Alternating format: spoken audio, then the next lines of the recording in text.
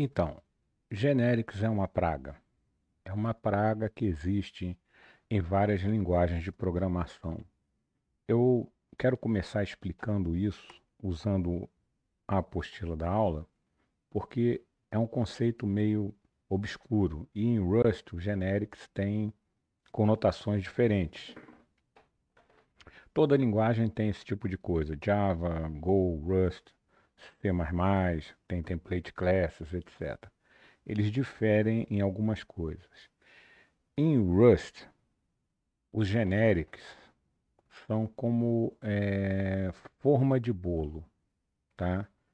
Você cria a forma uma vez e o compilador assa bolos diferentes para cada ingrediente. Deixa eu explicar. Se você tem uma função como essa aí, somar genérica que recebe um tipo T, né? A é do tipo T e B é do tipo T. No Rust, o compilador vai gerar código de verdade para i32, outro para f64 e outro para o que mais você usar no código.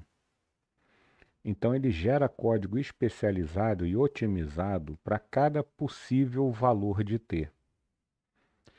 Isso se chama monomorfização.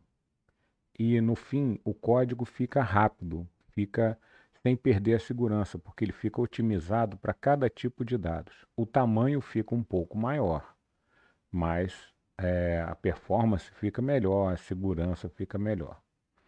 A gente pode contrastar isso com Java. Os genéricos também são moldes, mas é ilusão, é syntactic sugar, né? Açúcar sintático. O compilador faz tudo virar object e usa como se fosse object, tá? Então você não tem essa otimização por tipo de dado. Mas isso não é um problema, característica da linguagem. Rust foi criado para performance e segurança, tá? Então, assim, em Rust a gente tem uma função genérica, né? Aquela identidade com o tipo genérico T. O valor é do tipo T e ela retorna T. Então a gente tem aqui, ó, a função main calculando.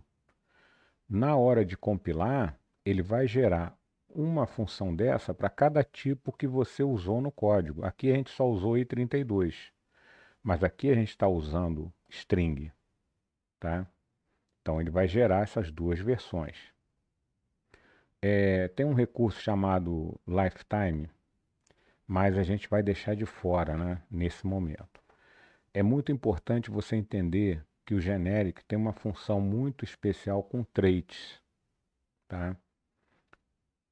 Por exemplo, o trait bound é quando você restringe o tipo genérico para que ele só funcione se o parâmetro implementar determinado trait. Por exemplo, a função repetir aqui, ela é genérica, recebe um tipo de dados T. Está aqui, ó, T. Mas ela faz printline desse dado. Então, o que que acontece? Ele tem que implementar o display, o trait display. E a gente aqui, ó, T, dois pontos, display, está dizendo que só pode passar para essa função um tipo de dados que implemente o trait display. E isso o compilador consegue checar em tempo de compilação e evitar runtime errors. Por exemplo, você pode também não ter que dar nome ao tipo genérico. Por exemplo, a função criaLista, ela retorna alguma coisa que implementa iterator i32, tá? Então você não está dizendo o tipo concreto que ela está retornando, você está dizendo que o que ela está retornando retorna um iterator cujo item é i32. E ela está retornando isso, ó, um iterator de 1 a 5 exclusive. A gente também pode implementar traits, né, com tipos genéricos. Por exemplo, eu tenho um trait aqui, contagem, tá? E eu estou implementando para contagem com tipo genérico. Ou seja, se você usar contagem com um tipo genérico, você está dizendo aqui, implementação T, contagem para VEC-T. Se você for usar um VEC-T para isso, então ele vai implementar dessa maneira. A gente também pode ter tipos associados. Um trait pode carregar tipos junto com ele sem você precisar passar como parâmetro toda hora. Por exemplo, ó, trait conversor, ele tem um tipo saída. Tá? Não estamos dizendo qual é o tipo. Ele tem um tipo saída. Aí aqui a gente tem uma struct e estamos implementando conversor para essa struct, que é i32. Então, o tipo saída aqui é string. Então ele tem um tipo associado com ele. Tá? E tem uma série de outras coisas aqui que a gente pode fazer com traits, implementação e generics. Dá uma lida nesse material aqui. Agora vamos à resolução dos exercícios. Você tem aqui o primeiro exercício, que é criar uma função genérica que recebe duas variáveis do mesmo tipo e retorna o maior deles, o menor deles, tá?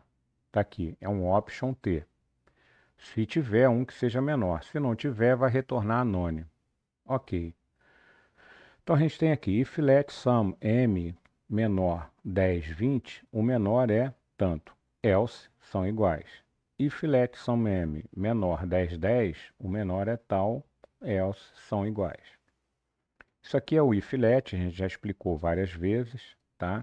Ele vai tentar atribuir isso aqui, o resultado disso, a essa expressão aqui. Se der sum algum valor, nessa variável vai vir esse valor, ele vai desembrulhar. Se der none, ele não vai entrar no if, vai vir para cá. Tá? O que interessa aqui é a função genérica. Eu recebo um tipo T, né? Aqui eu só estou usando o i32, quando ele monomorfizar, ele vai gerar apenas a versão i32. Se tivesse F64, ele geraria também a versão F64. Ele recebe um tipo T, tá? Duas variáveis desse tipo T e retorna um option T. Então, if v1 menor que v2, returne sum v1. Else, if v2 menor que v1, returne sum v2. Else, returne none. Ok. E o que é isso aqui?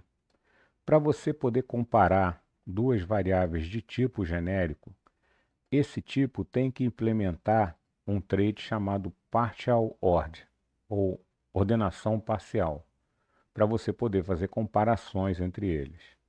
Então aqui eu estou botando dois pontos dizendo, olha, eu recebo um tipo T, mas esse tipo T tem que implementar esse trait. Tá? Então vamos lá. Vamos ver se isso funciona. Must C menos O é x1 é x1.rs. Ponto barra é x1. Tá lá. O menor é 10 e retornou também são iguais. Vamos ao segundo exercício. O segundo exercício é bem simples. Criamos uma struct ponto. Essa struct é genérica, ela recebe um tipo T, também vale aqui o trait bound, se você quiser. E ela tem dois atributos do tipo T.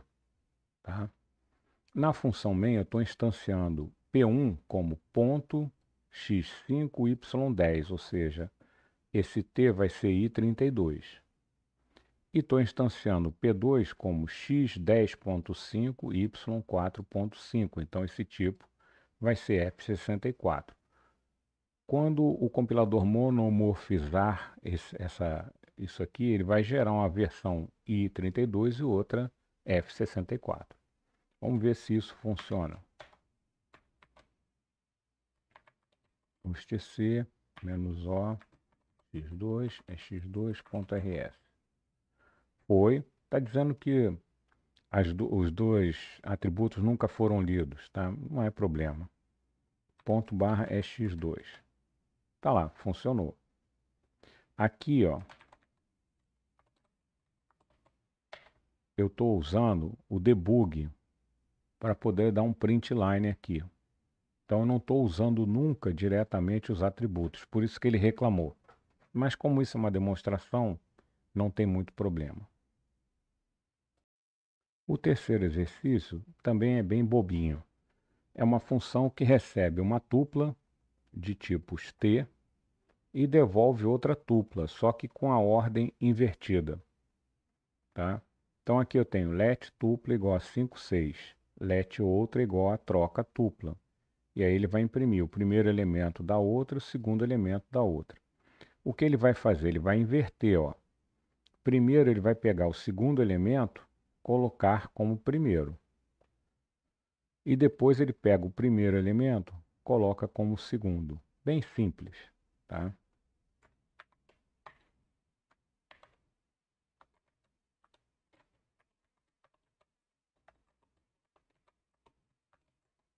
Ok. Funcionou. Ele trocou os elementos de posição.